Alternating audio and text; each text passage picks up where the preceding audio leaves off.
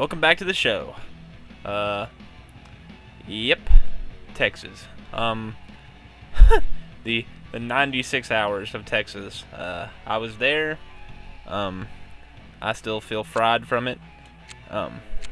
Very, very long week. I would hate to have been a team member this past week, but incredible nationwide race. I thought it was a great nationwide race. Followed by hold on, wrong way.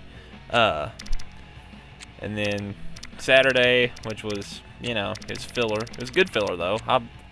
Getting to see the new qualifying procedure in person was a lot of fun. Actually, it kind of turned me a little bit. I didn't really care too much about it, but now that I've seen it in person, it's a lot more fun. But that was cool.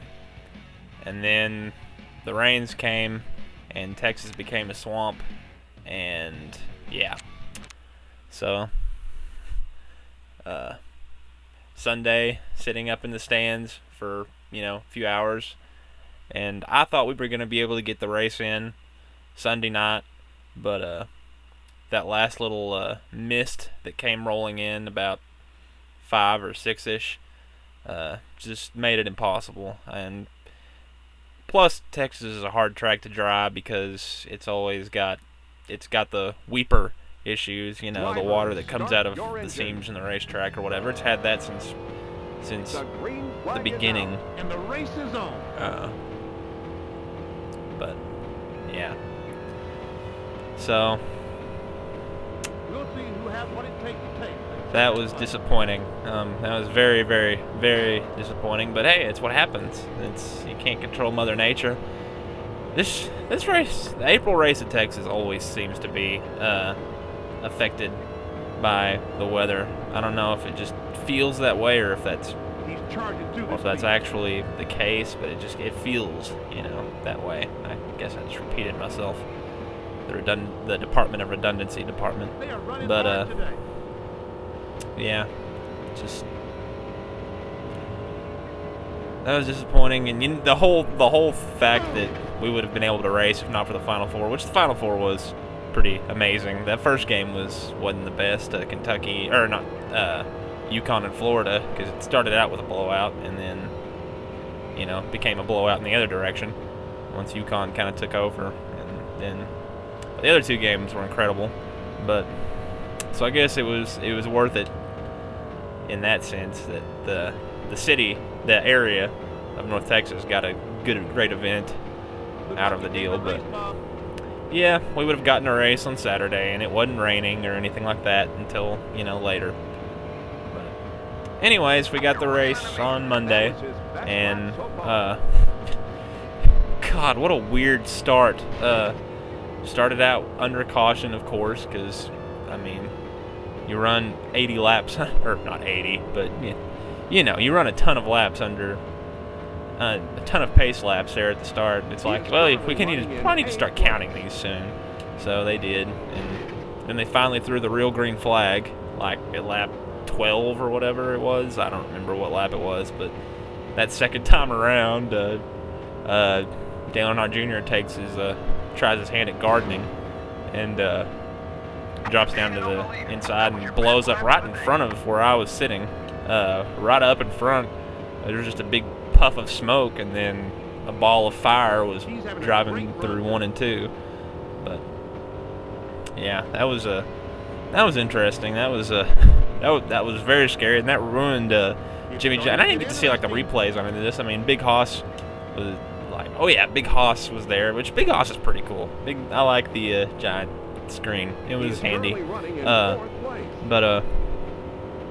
But yeah, then that ruined Jimmy Johnson's day. That broke his windshield. That was wild. I've never seen that happen, anything like that before. So that was a crazy deal. That ruined his day. He made it back farther than I figured he would. He ended up like 25th, I think, like maybe somewhere in that area, give or take a couple of spots. I don't remember exactly, but he came back to get a not a decent finish, but a respectable finish, I guess. But and then, God, what else happened? Like, oh yeah, the jet dryers were blowing up. All these cars were pitting. I was like, what the heck is going on here? And it turned out the jet dryers, the Air Titan, had blown up the hood flaps on a bunch of cars. And I wonder how many of them were actually like broken, because like once like one team like hit pit road, like all these other teams were like, yeah, we have hood flap problems, and came to pit road. I mean, there wasn't a lot they could do about them, but about anything else. I mean, besides fix the hood flaps. But I just found that kind of interesting. Like once, I'm trying to remember who the first team was that noticed it. I'm trying like heck to remember, and I can't. But like once they hit pit road, like another team hit pit road, and then like 2 teams hit pit road the next time around, and then like 5 hit pit road the next time. So it was like I'm a little curious how many were just kind of bringing their cars to pit road just for the sake of bringing their cars to pit road. But anyways, yeah, there was that, and just a bunch of goofiness there at the start, and then finally things calmed down and it became your typical Texas race with long green flag runs, which is fine. I hate people whining about that. Guess what? Every race can't be 4 wide with, 25 lap runs, and then a caution for a guy spinning out. I mean, you can't get that everywhere every week. So this was a very green flaggy race with a bunch of debris cautions. My favorite one was I don't remember what lap exactly. It was somewhere around the 100 lap mark, I think. And they threw the debris caution, and no cleanup trucks hit the track. It was like, yeah, that one's legit. That's a real caution, let me tell you. But anyways, there were a lot of comers and goers. It seemed like Jeff Gordon had a good car there for a while, and then Kyle Busch drove through the field and thought he might have the car to beat, and then the Penske guys kind of took over, and Joey Logano led that final 100 laps, and then there was the final caution for Kurt Busch, who had basically the exact opposite day of he had the first 100 laps at Martinsville for the full 334 in Texas. He had a terrible day, and his tire like blew, or he hit the wall or something, and he lost his tire, and it spread a bunch of crap all over the track in 1 and 2, or not 1 and 2, in 3 and 4. And at first I didn't realize that until after the race. I thought they were just like he had just gone up and hit the wall, and was going slow around the track like with a tire or something, and wasn't putting a bunch of stuff, and that NASCAR was like, oh, there's an excuse to have a GWC, green, white, checkered, in acronym form.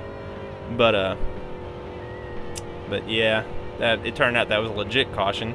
NASCAR did everything they could to get it thrown before Logano took the white flag, but I try not to root for certain drivers, but at that point I would have felt a little weird had he not been able to win that race. So he did. He was able to beat Gordon and them on the next restart. He had taken 4 tires on that pit stop, and Gordon and Brian Vickers had taken 2, I guess, and that didn't work. Gordon was able to hold on to second though, which was better than I figured in that ugly car of his. I know I gave Jeff Gordon a lot of crap for his paint scheme because I'm a Texas Tech guy, and he had the Aggie car, that ugly, which I say ugly maroon, but my high school's on the modder. The colors were maroon and white, so I don't hate the color that much. But yeah, that was they could have had a better, which I understand the CEO of Exalta is an Aggie, so that just comes with the territory. But If I owned a company that sponsored a race team, I'd probably want him to. Oh, well, speaking of Jeff Gordon, I just blew his left rear tire. Sorry, Jeff. Yeah, if I owned a company that sponsored a race team, I'd want to throw a red and black scheme on the car for Texas too. But anyways, that was about it. Not a brilliantly exciting weekend, but well, I say that. But man, what about that nationwide race? That nationwide race was awesome. I would have thought that it would have put a small damper on it if one of the Cup guys would have ended up winning. I would have been a little bit disappointed, but for the most part, that was a really good race. I mean, watching the Kyles drive up through the field, and I understand there's only like 15 like truly competitive cars in the Nationwide Series, and all the rest are basically just making laps and just seeing how many of them they can beat. But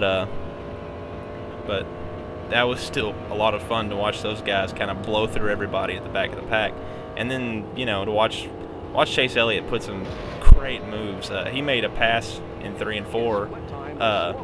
He had restarted like 4th or 5th or something like that, and he made a pass on a couple of guys that was just ridiculous around the outside. I was like, wow, that was a veteran move. So, Cup, the NASCAR's got a bright future as far as talent goes, man. Between Kyle Larson winning a couple of weeks ago, and then Chase winning Saturday, and that's talent-wise. There's a lot to be excited about. But yep. Let's just see if I can. Come on, car, turn for me here, baby. Well, looks like I'm gonna be second. That sucks. Good job. Well, I guess that's it for this episode, for this week, for this review, for this whatever I call it. Thanks to all 5 of you who are going to watch this. I appreciate it. Check where I am in the standings. Alright. I'm getting closer. Until next week, I will see y'all later. Catch you on the flip side. J-Mac out.